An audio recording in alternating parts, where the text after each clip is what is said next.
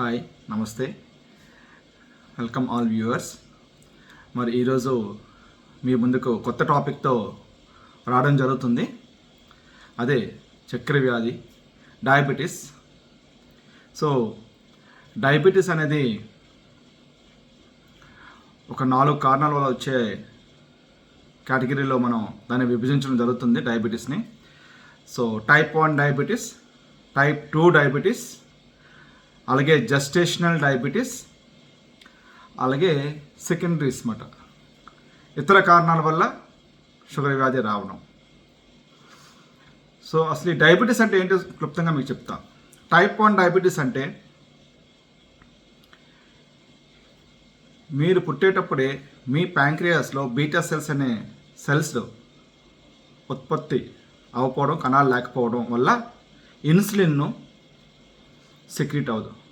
అది పుట్టిన బిడ్డలో అవ్వచ్చు, 10 సంవత్సరాలు రావచ్చు, 15 సంవత్సరాలు రావచ్చు, 20 సంవత్సరాలు రావచ్చు, 30 సంవత్సరాల లోపు రావచ్చు. దాన్నే టైప్ 1 డయాబెటీస్ అంటాం.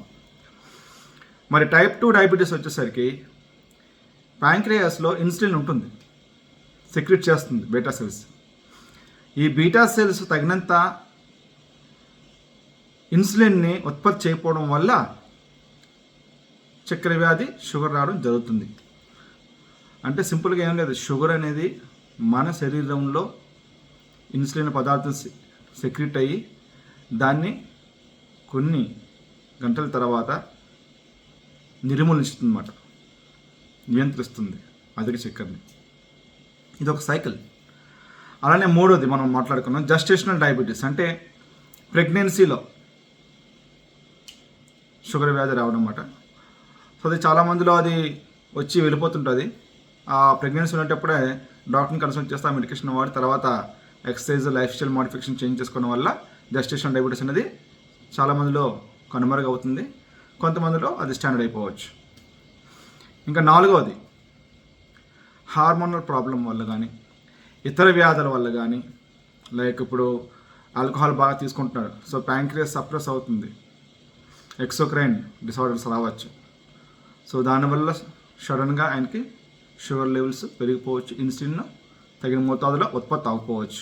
అలాగే దీర్ఘకాలంగా స్టెరాయిడ్స్ కానీ లేదా అదర్ సైకలాజికల్గా మానసిక వ్యాధితో పొందుతున్న దీర్ఘకాలంగా వాడడం వల్ల వాటి వల్ల కూడా ప్యాంక్రియాస్లో సప్రెస్ అయ్యి షుగర్ వ్యాధి రావడం జరుగుతుంది. సో ఈరోజు నేను సింపుల్గా ఒక మాట చెప్పదలుచుకున్నాను మీకు. ఏంటంటే చాలామంది చెప్తారు మీరు అది తింటే తగ్గిపోతుంది, ఇది తింటే తగ్గిపోతుంది, చాలామందికి మందులు లేకుండా పడిపోతుంది. అది పచ్చి అబద్ధం అండి. ఎందుకంటే సింపుల్గా ఒక రీజన్ చెప్తాను. ఈ రోజుల్లో ఆధునిక మానవుడు అనేవాడు వాళ్ళ ఫ్యామిలీ బర్డెన్స్ కానీ, వాళ్ళ లైఫ్ స్టైల్ బిజీ అవ్వడం వల్ల కానీ, టైం కేటాయించిపోవడం వల్ల కానీ, సరైన ఆహారం నియమావళి పాటించకపోవడం కానీ, సిస్టమేటిక్గా డిసిప్లైన్గా అదే ఆహారం, చెప్పిన ఆహారం తీసుకోకపోవటం, అధికంగా ఆహారం తీసుకోవటం, ఇతర అలవాట్లు వదులుకోలేకపోవటం వల్ల చక్కెర వ్యాధి కంట్రోల్కి రాదు. ఇది సింపుల్ ఫండా. అలాగే టైప్ 1 డయాబెటీస్ వచ్చేసరికి చాలామందికి ఇన్సులిన్ మీద డిపెండ్ అయి ఉంటారు. ఎందుకంటే పూర్తిగా ఇన్సులిన్ సెక్రీట్ అవ్వదు కాబట్టి కృత్రిమంగా మనం శరీరానికి ఇంజెక్షన్ ద్వారా ఇన్సులిన్ ఇవ్వడం జరుగుతుంది. టైప్ 2 డయాబెటీస్ వచ్చేసరికి మాత్రలు వాడచ్చు, ఎక్సర్సైజు, ఆహార అలవాట్లు, సింపుల్ ఇది.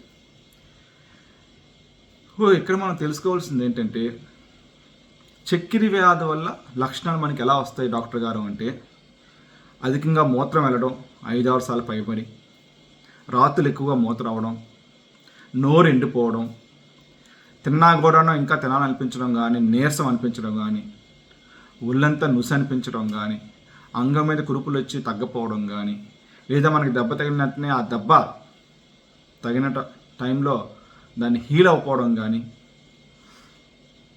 సో ఇలాంటి లక్షణాలు ఉంటే తప్పకుండా మనం ఫాస్టింగ్, అలాగే పోస్ట్ పాండల్ తినిన తర్వాత 1-1.5-2 గంటల తర్వాత షుగర్ చెక్ చేసుకొని తగిన వైద్యుని సంప్రదించిన తర్వాత వాళ్ళకి తగిన మోతాదు డ్రగ్స్ కానీ లేదా ఫస్ట్ ఆహార అలవాట్లు కానీ చెప్పచ్చు.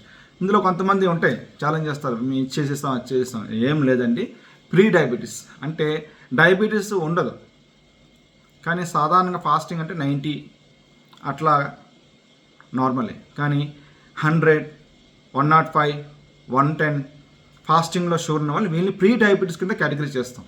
సో వీళ్ళకి మందులు లేకుండా నయమైపోవచ్చు. ఎందుకంటే పేషెంట్లు మెడిసిన్స్ వాడవసరం లేదు, సింపుల్గా ఆహార నియమావళి ఎక్సర్సైజ్ చేస్తే వాళ్ళ షుగర్ కంట్రోల్లో ఉంటుంది. సో అలాంటి వాళ్ళని తీసుకొని కేటగిరీలో నయమైపోయింది మందుల వాడకన్నా ఇదేం లేదు అని జస్ట్ మార్కెటింగ్ అండి. ఎందుకు నేను ఇది చాలా కాన్ఫిడెంట్గా నా 15 సంవత్సరాల ఎక్స్పీరియన్స్లో చెప్తున్నానంటే, మనిషికి మనం రాగానే కౌన్సిలింగ్ చేస్తాం.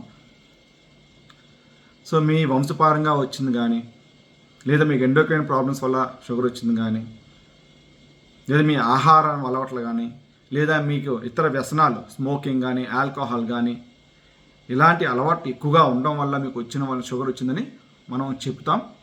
ఈ ఆహారాలు తీసుకోండి, ఈ ఆహారాలు తీసుకోకండి, తగిన మోతాదులో తీసుకోండి, పూర్తిగా మానేయద్దు. ఎందుకంటే శరీరానికి అన్ని ఆహారాలు కావాలి. ఎందుకంటే వెజిటబుల్స్లో కానీ, లీఫీ వెజిటబుల్స్లో కానీ, లేదా నాన్ వెజ్లో కానీ రకరకాల మినరల్స్, వైటమిన్స్, సప్లిమెంట్స్ మనకి ఉంటాయి కాబట్టి అన్నీ కావాలి. సో కొన్ని తక్కువ మోతాదులో తీసుకొని ఎక్కువగా తీసుకోకుండా చెప్తాం. అలాగే ఫ్రూట్స్ కూడా మనం మార్నింగ్ తీసుకోండి, ఈవినింగ్ తీసుకోవద్దని చెప్తాం. ఎందుకంటే ఈవినింగ్ ఫిజికల్ యాక్టివిటీ తగ్గిపోతుంది కాబట్టి మనిషికి. సో ఒక పేషెంట్ వచ్చిన తర్వాత మన దగ్గరికి మనకి శతవిధాలు వాడు కౌన్సిలింగ్ చేస్తాం. వాడు కూడా ఏంటంటే సిన్సియర్గా 10 రోజులు, నెల రోజులు, లేకపోతే 2 నెలలు పాటిస్తారు. తర్వాత ఇంకా వాడి స్ట్రెస్ ఫ్యాక్టర్స్, ఇతర ఫ్యామిలీ యాక్టివిటీస్, లేకపోతే వాడి జాబ్ యాక్టివిటీస్ వల్ల వాడు మనం చెప్పినవి పాటించకపోవడం వల్లే షుగర్ ఎక్కువైపోవడం, షుగర్ కంట్రోల్ లేకపోవడం వల్ల కిడ్నీ కానీ, కళ్ళు కానీ, నరాలు కానీ, హార్ట్ కానీ, బ్రెయిన్ కానీ డ్యామేజ్ అవ్వడం జరుగుతుంది. సింపుల్ ఫండా ఇందులో. చక్కెర వ్యాధి అనేది సింపుల్గా కంట్రోల్ లేని పక్షంలో రక్తం అనేది సాధారణంగా చిక్కబడుతుంది. సో షుగర్ కంటిన్యూస్గా బాడీలో ఉండడం వల్ల పెరిపెరల్ అంటే మన అవయవాల దగ్గరికి వచ్చేసరికి నరాలు చాలా సన్నంగా ఉంటాయి. సో నెలలు ఇలా షుగర్ కంట్రోల్ లేకపోవడం వల్ల ఆ ఒక అవయవాలకి సప్లై అనేది తగ్గిపోతుంది. సో ఆటోమేటిక్గా ఆ ఏరియాలో మజిల్ డ్యామేజ్ అయ్యి కిడ్నీ ఫెయిల్యూర్ కానీ, హార్ట్ ఫెయిల్యూర్ కానీ, లేకపోతే కంటి చూపు తగ్గిపోవడం కానీ, లేదా గ్లౌకోమా కానీ, క్యాటరాక్ట్స్ కానీ, లేదా బ్రెయిన్లో స్ట్రోక్ కానీ, లేదా ఇతర చర్మ వ్యాధులు కానీ, లేదా మనం గ్యాంగ్రీన్ అంటాం. ఆ ఒక్క సాధారణంగా షుగర్ పేషెంట్స్లో కాలుకి వస్తాయన్నమాట. ఈరోజు బాగానే ఉంటారు, 2 చూసేకి చిన్న పుండ్లో వచ్చి అక్కడ సప్లై ఆగిపోవడం, సర్క్యులేషన్ ఆగిపోవడం, దాని తగిన సమయంలో డాక్టర్ దగ్గరికి వెళ్ళకపోవడం వల్ల ఆ కాలు తీసేయటమో, ఆ వేలు తీసేయటమో, లేకపోతే దానికి సర్జరీ చేసి పస్ అంతా లాగటమో, సో ఇట్లాంటివన్నీ జరుగుతున్నాయి. సో మీరు సింపుల్ ఫండా ఒకటి తెలుసుకోవాలండి. మనం నోటి ద్వారా ఏం తీసుకుంటున్నామో అదే మనకి హెల్దీనెస్ ఇస్తుంది.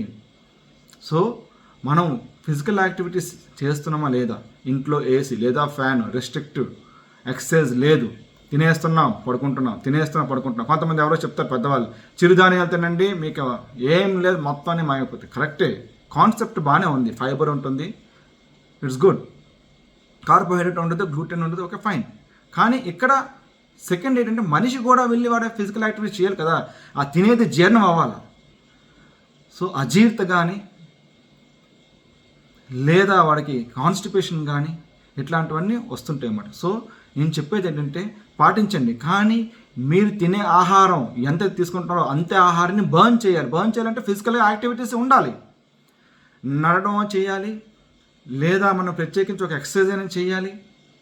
మనం ఏం తీసుకుంటున్నామో ఆ క్యాలరీస్ని ఎంత బర్న్ చేయాలంటే ఫిజికల్గా దాన్ని మనం యాక్టివిటీస్ ద్వారానే, ఎక్సర్సైజ్ ద్వారానే బర్న్ చేసినప్పుడే మనం ఏం తిన్నా మన శరీరం అరాయించుకుంటుంది, అలాగే సర్క్యులేషన్ బాగుంటుంది, షుగర్ కూడా కంట్రోల్లో ఉంటుంది. సింపుల్ ఫండా. సో ఒక వైద్యుడిగా నేను చెప్పదలుచుకుంది ఒకటే, మీకు షుగర్ కంట్రోల్లో లేదంటే మీరు తీసుకున్న ఆహారం చిరుధాన్యాలు తీసుకోండి, కానీ ఫిజికల్ యాక్టివిటీ ఖచ్చితంగా ఉండాలి, చెయ్యాలి, చేస్తేనే నేను బాగుంటాను అనుకునేటప్పుడే మీరు ఈ డైట్ చార్ట్ కానీ లేదా చెప్పినప్పుడు మందులు కానీ వాడండి. ఇంకా చాలామంది మనం చూస్తాం పండగ పూట ఒకరోజు తినేస్తే ఏమైపోతుందిలా తినరా అని. బట్ ఆ ఒక్కరోజు చాలు, ఆల్రెడీ వాడు బోర్డర్ లైన్లో ఉన్నాడు షుగర్. ఆ ఒక్కరోజు తీసుకోవడం వల్ల డాక్టర్ దగ్గరికి మళ్ళీ వస్తారు సెకండ్ డే, సార్ నాకు యూరిన్ అయిపోతుంది లేదా నాకు ఇది అయిపోతుందని. సో మీరు ఆలోచించింది ఏంటంటే స్ట్రిక్ట్గా డైట్ పాటించండి, అన్ని ఆహారాలు తీసుకోండి, కానీ ఎక్కువ మోతాదులో కాకుండా తక్కువ మోతాదులో ఫ్రూట్స్. ఒక ఆరెంజ్ అంటే ఒక ఆరెంజ్ హాఫ్ స్లైస్ తీసుకోవడం కానీ, మ్యాంగో అంటే 2 స్లైస్ తీసుకోవడం కానీ, అది కూడా మార్నింగ్ టైమే తీసుకోవాలా. తీసుకున్నాక ఫిజికల్ యాక్టివిటీస్కి వెళ్ళండి, బర్న్ చేయండి. మీ శరీరంకి అలసట, ఎక్సర్సైజ్ ఉండేటప్పుడు మీరు ఏం తిన్నా కూడా అది జీర్ణమై తీరుతుంది. అలాగే షుగర్ కంట్రోల్ ఉండే అవకాశాలు ఉంటాయి. అలాగే డాక్టర్ గారు ఇచ్చిన ప్రిస్క్రిప్షన్ స్ట్రిక్ట్గా వాడండి. ఎక్స్ట్రా ట్యాబ్లెట్ వాడడం లేదా స్కిప్ చేయడం ఇట్లాంటివి ఎట్టి పరిస్థితులు చేయకండి. అలాగే చాలామంది డైట్ మానేస్తారు కానీ ఇన్సులిన్ తీసుకుంటారు. ఏమవుతుంది? సడన్గా మానేస్తారు డైట్ తీసుకోవడం, ఇన్సులిన్ మాత్రం కంటిన్యూస్గా తీసుకుంటారు. సో నాక్టర్నల్ హైపోగ్లైసీమియా అంటాం. అంటే సాయంత్రం తింటాడు 8 యూనిట్స్, డాక్టర్ రాసి 8 యూనిట్స్ ఇన్సులిన్ తీసుకుంటాడు, కానీ స్కిప్ తీసుకోలేదు, తక్కువ తింటాడు, అదే డోస్ తీసేసుకుంటాడు. అప్పుడు ఏమవుతుంది? 3 గంటలకు 4 గంటలకు ఆపస్మార స్థితిలో అయిపోవడం కానీ, పిల్లలేకపోవడం కానీ, చెమట పట్టడం కానీ, గాబరి అయిపోవడం కానీ జరుగుతుంది. సో అలాంటప్పుడు ఏం చేయాలి? వెంటనే ఇంట్లో వంటింట్లో ఒక చక్కెర స్పూన్ కానీ లేదా ఒక చాక్లెట్ కానీ వెంటనే తీసుకోవడం వల్ల మళ్ళీ షుగరు నార్మల్ లెవెల్కి వచ్చి మనిషి మళ్ళీ యాక్టివ్గా తయారవుతాడు. ఆ గాబర్ కానీ, చెమట కానీ, ఆందోళన కానీ, పిల్లలేకపోవడం కానీ ఇలాంటివన్నీ కూడాను హైపోగ్లైసెమిక్ లక్షణాలు. సో మై ఫ్రెండ్స్, పెద్దవాళ్ళైనా చిన్నవాళ్ళైనా ఎవరైనా సరే మీరు ఒకటి తెలుసుకోండి, డాక్టర్ గారు ఇచ్చిన మందులు టైంకి వాడండి. ప్రీ డయాబెటీస్ అయితే ఆ మందులు వాడవసరం లేదు. డయాబెటిక్ పేషెంట్ ఎలా ఉంటాడో అలాంటిగా ఎక్సర్సైజ్ చేయండి. ఆహార నియమావళి రిస్ట్రిక్ట్ చేసుకోండి. అన్ని ఆహారాలు తినండి. చిరుధాన్యాలు కానీ, కొద్దిగా రైస్ కానీ తీసుకోండి. చపాతీ మాత్రం 80% తినకండి. రైస్ మాత్రం 50 గ్రామ్స్. అలాగే చిరుధాన్యాలు సోములు కానీ, రాగులు కానీ, కొరబియ్యం కానీ ఇట్లాంటివి మీరు తీసుకోవడం వల్ల, అలాగే లీఫీ వెజిటబుల్స్, బాయిల్డ్ వెజిటబుల్స్ తీసుకోండి. ముఖ్యంగా షుగర్ పేషెంట్స్ గుర్తుంచుకోవాల్సింది ఏంటంటే చాలా తక్కువ సోడియం, అంటే తగిన మోతాదులో ఉప్పు వేసుకోవాలి. వేపులు పూర్తిగా మానేసేయండి. ఫ్యాట్ ఫుడ్కి దూరంగా ఉండండి. అలాగే అలవాటలు, సో ఆల్కహాల్ మీరు రెగ్యులర్ తీసుకున్నట్టే దాన్ని రిస్ట్రిక్ట్ చేయండి. వారంలో 7 రోజులు తీసుకుంటే 2 రోజులు కుదించండి. స్మోకింగ్ అనేది కూడా కుదిస్తూ నెమ్మదిగా మానేయడానికి ప్రయత్నించండి. సో ఇలాంటి అలవాట్లు కొంచెం దూరం చేసుకోవడం వల్ల కూడా మీకు మీ షుగర్ కంట్రోల్లో రావడానికి అవకాశాలు ఎక్కువగా ఉంటుంది. షుగర్ నాకు ఎందుకు కంట్రోల్ ఉండట్లేదు అన్నప్పుడు టైంకి డైట్ తినండి, యాక్టివిటీస్ చేయండి, ఎక్సర్సైజ్ చేయండి. సింపుల్ ఫండా. ఇలా చేయడం వల్ల మీకు టైప్ 1 డయాబెటీస్ కానీ, టైప్ 2 డయాబెటీస్ కానీ, అదర్ పేషెంట్ ఉన్నాడు type 1 diabetes. Is the gym trainer, exercise body builder, కూడా మంచి అవార్డ్స్ కూడా తీసుకున్నాడు ఒడిశాలో. సో అతను ఎంత క్యాలరీస్ తీసుకుంటున్నాడో అన్నీ తింటున్నాడు, కానీ ఎంత క్యాలరీస్ తీసుకున్నా అంతే బర్న్ చేస్తున్నాడు. సో సింపుల్ ఫండా ఇక్కడ. మనం ఏమైతే నోట్ ద్వారా తీసుకుంటున్నామో వాటిని అరాయించుకునే అవకాశం మన శరీరానికి ఎక్సర్సైజ్ ద్వారా కల్పించడం వల్ల మనం షుగర్ని బర్న్ చేసి ఆప్టిమమ్ లిమిట్స్లో ఉండడానికి మనం దానికి హెల్ప్ చేస్తున్నాం. అలాగే టైంకి మందులు వాడడం వల్ల మీకు షుగరు కంట్రోల్లో ఉంటుంది. So friends, simple funda. Sugar అంటే మీరు జడిసిపోవాల్సిన అవసరం లేదు. అవగాహన, వ్యాధి మీద ముందు అవగాహన తెలుసుకున్నాక దాన్ని కష్టం ఇవన్నీ పాటిస్తే డాక్టర్లు చెప్తారని కాదు. ఫస్ట్ 5 రోజులు, వారం రోజులు కష్టం అనిపించి తర్వాత మీకు అలవాటు అయిపోతుంది. సో మీరు ఏమైతే తీసుకుంటున్నారో వాటిని అరాయించుకునే తత్వం మీ శరీరానికి ఉన్నటువంటి కల్పించాలంటే ఎక్సర్సైజ్ ఉండాలి. Simple funda exercise. అలాగే నేను చెప్పిన తగిన మోతాదులో ఉప్పు, వేపులు పూర్తిగా మానేసి తగినంత మోతాదులో మాత్రం ఆయిల్ వాడడం, ఫ్యాట్ ఫుడ్ కంప్లీట్గా బ్రేక్ చేయడం వల్ల మీకు షుగర్ అదుపులో ఉంటుంది. సో మీ అందరికి కూడా నేను చెప్పిన సింపుల్ మీ భాషలో అర్థమయ్యేటట్టు కాన్సెప్ట్లో చెప్పాను కాబట్టి మీ అందరికీ అర్థమవుతుందని ఆశిస్తూ ప్రతి ఒక్కరు కూడా షేర్ చేయండి, సబ్స్క్రైబ్ చేయండి. మరిన్ని వీడియోస్ మీ ముందుకు వచ్చేందుకు నాకు దోహదం పడుతుంది. So thank you and bye.